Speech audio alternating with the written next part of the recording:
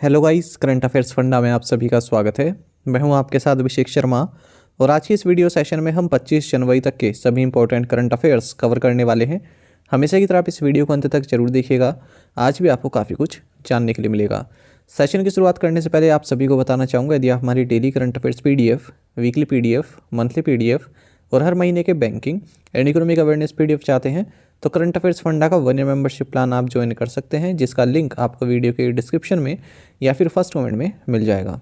आपको बता दें, इस 1 ईयर मेंबरशिप प्लान के तहत जितना भी हमारा PDF कंटेंट है वो हम आपको 1 साल तक के लिए प्रोवाइड कराते हैं, जिसे आप डाउनलोड कर सकते हैं, प्रिंट आउट भी निकलवा सकते हैं। इसके लिए चाहे तो आप करंट अफेयर्स फंडा ऐप को यूज़ कर सकते हैं या फिर अपने लैपटॉप या सिस्टम की मदद से वेब लॉगिन भी कर सकते हैं। कोई भी आपका एग्जाम हो, बैंकिंग, SSC, रेलवे या फिर स्टेट PCS, जहाँ पर भी जनरल अवेयरनेस या करंट अफेयर्स पूछे जाते हैं, सभी एग्जाम्स के लिए हमारा PDF कंटेंट काफ़ी यूज़फुल है। इसमें आपको कैटेगरी वाइज क्विज भी प्रोवाइड करा रहे हैं, तो एक बार अगर आपने हमारे करंट अफेयर्स पढ़ लिए, उनके बाद इन क्विज को अटैम्प्ट किया, तो यकीन मानिए आपका करंट अफेयर सेक्शन काफ़ी स्ट्रॉन्ग हो जाएगा, काफ़ी अच्छा आप स्कोर कर पाएंगे अपने आने वाले एग्जाम में। तो लिंक वीडियो के डिस्क्रिप्शन में या फिर फर्स्ट कमेंट में आपको मिल जाएगा, वहाँ से आप ये कोर्स बाय कर सकते हैं। 1 साल की वैलिडिटी इस कोर्स की रहती है। दूसरा कोर्स हमारा बैंकिंग अवेयरनेस से है। कंप्लीट बैंकिंग अवेयरनेस हमने 30 वीडियो लेक्चर्स और 30 PDFs के माध्यम से आपको कवर कराया है। न केवल बैंकिंग मेंस एग्जाम, बल्कि अगर आप इंटरव्यू देते हैं, जैसे बैंक PO में, बैंक PO पोस्ट के लिए, या फिर RBI में किसी पोस्ट के लिए, या फिर किसी प्राइवेट बैंक में, तो बैंकिंग अवेयरनेस आपसे वहाँ पर भी पूछी जाती है इंटरव्यू में, तो वो भी आपका इसमें कवर हो जाएगा।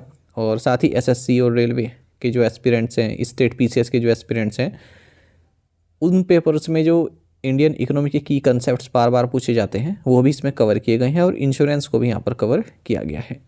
डेमो वीडियो लेक्चर्स देखना चाहते हैं, PDF देखना चाहते हैं, वो अवेलेबल है हमारी करंट अफेयर्स फंड ऐप पर। स्टार्टिंग के 2 लेक्चर्स की उन्हें आप देख सकते हैं, उससे आपको एक आइडिया मिल जाएगा किस तरह का कंटेंट हम आपको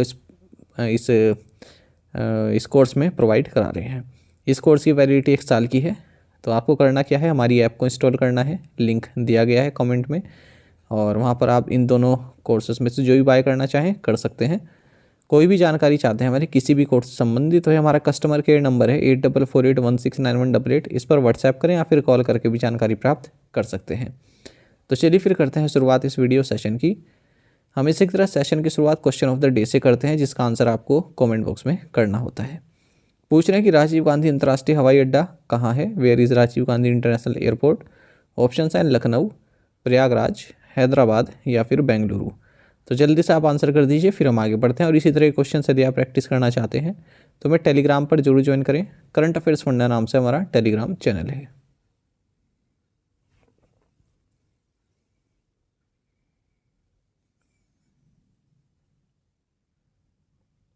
what is this years theme for national voters day. इस वर्ष के राष्ट्रीय मतदाता दिवस का विषय क्या है। ऑप्शंस आपके सामने हैं। सही आंसर ऑप्शन C है, nothing like voting, I vote for sure. 15th national voters day ये 25 जनवरी को सेलिब्रेट किया जा रहा है, और इलेक्शन कमीशन भी अपना 75वां साल मना रहा है अपनी स्थापना का। इस साल जो नेशनल वोटर्स डे का जो थीम है ये है nothing like voting, I vote for sure. ये थीम पूछा जाता है, याद रखिएगा, नेशनल वोटर्स डे का। 2011 से ही हम नेशनल वोटर्स डे मनाते आ रहे हैं 25 जनवरी को। क्यों मना रहे हैं, क्योंकि इलेक्शन कमीशन ऑफ इंडिया की स्थापना हुई थी 25 जनवरी 1950 को। एक दिन पहले, जब हम रिपब्लिक बने थे, उससे एक दिन पहले इलेक्शन कमीशन ऑफ इंडिया की स्थापना हुई थी। एक और महत्वपूर्ण डे है नेशनल टूरिज्म डे, ये हम 25 जनवरी को ये भी मनाते हैं। जब तक मैंने करंट अफेयर बनाए तब तक इसका थीम रिवील नहीं हुआ था कि क्या थीम रहने वाला है, और जैसे ही पता चलेगा तब हम असाइनमेंट क्वेश्चन में उसको ऐड कर देंगे।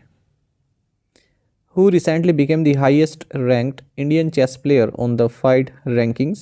हाल ही में FIDE रैंकिंग में सर्वोच्च रैंक वाले भारतीय शतरंज खिलाड़ी कौन बने हैं। ऑप्शंस आपके सामने हैं। सही आंसर ऑप्शन A है, D गुकेश।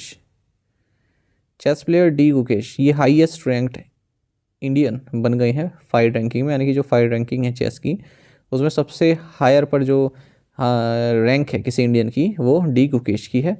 हाल ही में इन्होंने नीदरलैंड्स में जो टाटा स्टील टूर्नामेंट चल रहा है, वहाँ पर जर्मन प्लेयर विंसेंट कीमर को हराया। उसी के साथ इनका जो स्कोर है वो बढ़ गया। तो इनसे पहले जो इंडियन हाईएस्ट रैंक थे वो अर्जुन एरिकाइसी थे, तो उनका स्थान इन्होंने लिया है। गुकेश को हाल ही में ध्यानचंद खेल रत्न भी प्राप्त हुआ है, और 2784 रेटिंग पॉइंट्स इनकी हो गई हैं। वहीं जो एरिगासी है ये 5th पोजीशन पर आ गए हैं 2779 रेटिंग पॉइंट्स के साथ। नॉर्वे के मैग्नस कार्लसन ये वर्ल्ड नंबर 1 है 2832.5 पॉइंट्स के साथ। इनके बाद यूनाइटेड स्टेट्स के ग्रैंड मास्टर हिकारू नाकामुरा आते हैं। उसके बाद फिर यूएस के ही फेबियानो कारुआना आते हैं। In which year was the scheme Beti Bachao Beti Padhao launch? बेटी बचाओ बेटी पढ़ाओ योजना किस वर्ष शुरू की गई थी? सही आंसर ऑप्शन सी है 2015।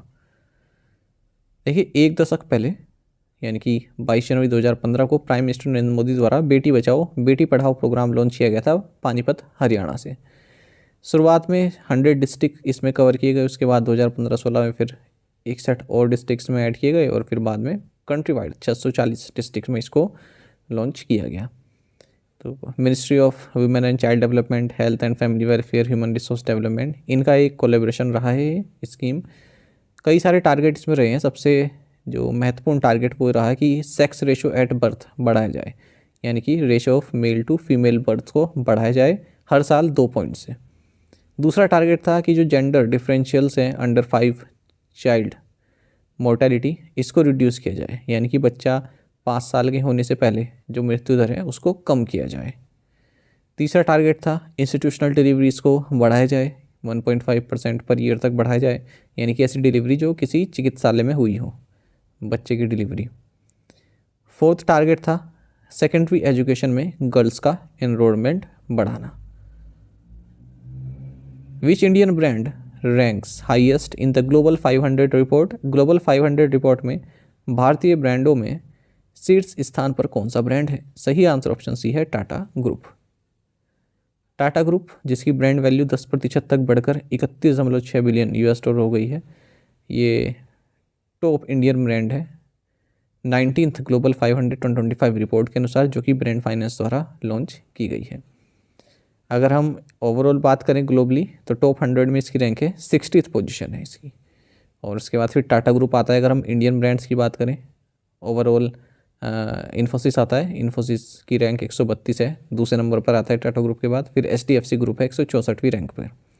LIC की बात करें फास्टेस्ट ग्रोइंग इंडियन ब्रांड है, इसकी ब्रांड वैल्यू 13.3 बिलियन US$ है और 2024 में 222वें रैंक पर था। अब ये 2025 में 177वें रैंक पर आया है। अगर हम ओवरऑल बात करें पूरे वर्ल्ड में तो मोस्ट वैल्यूएबल ब्रांड एप्पल है, उसके बाद फिर माइक्रोसॉफ्ट, फिर गूगल, फिर अमेजॉन, फिर वॉलमार्ट। वीचैट वर्ल्ड का स्ट्रॉन्गेस्ट ब्रांड है, उसके बाद फिर नाइकी, फिर गूगल। ये फास्टेस्ट ग्रोइंग ब्रांड वैल्यू है पूरे वर्ल्ड में इस साल।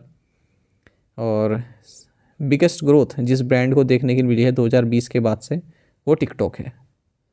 यूनाइटेड स्टेट्स ऑफ अमेरिका, यहाँ पर ग्रेटेस्ट नंबर ऑफ ब्रांड्स हैं जो इस लिस्ट में है। 193 brands United states of America के हैं जो इस ग्लोबल 500 में है। फिर चाइना है, फिर जर्मनी है दूसरे और तीसरे नंबर पर। भारत 8वें नंबर पर है। टोटल 15 ब्रांड्स भारत से इसमें जगह बना पाए हैं इस लिस्ट में। सबसे ज़्यादा ब्रांड्स किस सेक्टर से हैं? बैंकिंग सेक्टर से हैं 78, उसके बाद फिर रिटेल से हैं 45, फिर मीडिया से हैं 24। टॉप IT सर्विसेज ब्रांड्स की अगर हम बात करें तो भारत इस मामले में दूसरे नंबर पर है। टोटल जो ब्रांड वैल्यू उसमें 36% कॉन्ट्रीब्यूशन भारत का है। US टॉप पोजीशन पर है। एक्सेंचर ने फर्स्ट स्पॉट हासिल किया है इस टॉप IT ब्रांड में। फिर TCS है, टाटा कंसल्टेंसी सर्विसेज, ये फर्स्ट IT कंपनी है भारत में और सेकंड ग्लोबली जिसने 20 मिलियन US$ की ब्रांड वैल्यूएशन क्रॉस की है।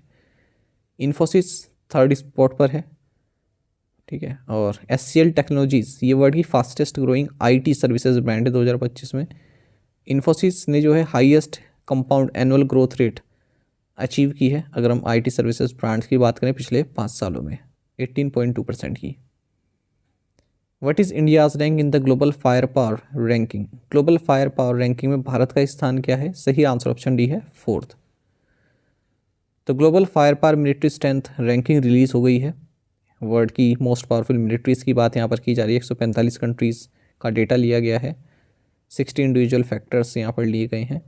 तो एक पावर इंडेक्स स्कोर यहाँ पर दिया जाता है जिसका 0 स्कोर होता है, इसका मतलब वो परफेक्ट माना जाता है, ठीक है, यानी कि सबसे ज़्यादा मजबूत मिलिट्री है वहाँ भी। तो यूनाइटेड स्टेट्स ऑफ अमेरिका पहले नंबर पर है, 0.0744 इसका स्कोर है। तो सबसे तगड़ी मिलिट्री इनकी है। उसके बाद रशिया आता है दूसरे नंबर पर, फिर चाइना है तीसरे नंबर पर, भारत चौथे नंबर पर है, साउथ कोरिया पाँचवें पर, यूनाइटेड किंगडम छठे पर, उसके बाद फिर फ्रांस है सातवें पर, जापान है आठवें पर, टर्की है नौवें पर, इटली है 10वें पर। बॉटम में आते हैं Kosovo, Somalia, central African republic, Benin and Bhutan. Who took oath as the chief justice of the Delhi high court, Delhi उच्च न्यायालय के मुख्य न्यायाधीश के रूप में किसने शपथ ली है? सही आंसर ऑप्शन डी है, देवेंद्र कुमार उपाध्याय। जस्टिस देवेंद्र कुमार उपाध्याय ये chief justice of the Delhi high court बने हैं। दिल्ली के लेफ्टिनेंट गवर्नर वी.के. सक्सेना ने इन्हें अपने पद की शपथ दिलाई है राजनिवास में। जस्टिस आलोक आराधे ये नए चीफ जस्टिस बनाए गए हैं बॉम्बे हाई कोर्ट के। Maharashtra governor CP. राधाकृष्णन द्वारा इन्हें शपथ दिलाई गई है। Which company introduce the new cyber insurance solution called cyber edge, इस कंपनी ने साइबर एज नामक नया साइबर बीमा समाधान पेश किया है? सही आंसर ऑप्शन डी है, टाटा AIG जनरल इंश्योरेंस। तो Tata AIG general insurance company ने साइबर एज इंट्रोड्यूस किया है, जो कि एक नया साइबर इंश्योरेंस सोल्यूशन है जो बिजनेसेस हैं उनको प्रोटेक्ट करता है किसी साइबर रिस्क से या फिर साइबर अटैक से। The policy offers robust financial and operational support covering forensic investigations, legal fees, data recovery, extortion payments, losses from business interruptions.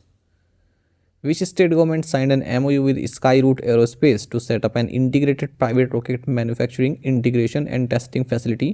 किस राज्य सरकार ने एक एकीकृत निजी रॉकेट विनिर्माण, एकीकरण और परीक्षण सुविधा स्थापित करने के लिए स्काईरूट एरोस्पेस के साथ एक समझौता ज्ञापन पर हस्ताक्षर किए? सही आंसर ऑप्शन सी है, तेलंगाना। तेलंगाना गवर्नमेंट ने एक मेमोरेंडम ऑफ अंडरस्टैंडिंग साइन किया है स्काईरूट एरोस्पेस के साथ, जो कि हैदराबाद बेस्ड कंपनी है स्पेस टेक्नोलॉजी से संबंधित। तो इसके तहत एक integrated private rocket manufacturing, integration and testing facility Telangana में बनाई जाएगी। 500 करोड़ रुपए की इन्वेस्टमेंट यहाँ पर होगी। The telecom department has extended additional charge of BSNL and MTNL chairman managing director given to Robert Gerard Ravi for 3 months। दूरसंचार विभाग ने रॉबर्ट जेरार्ड रवि को दिए गए BSNL और MTNL के अध्यक्ष और प्रबंध निदेशक के अतिरिक्त प्रभार को 3 महीने के लिए बढ़ा दिया है।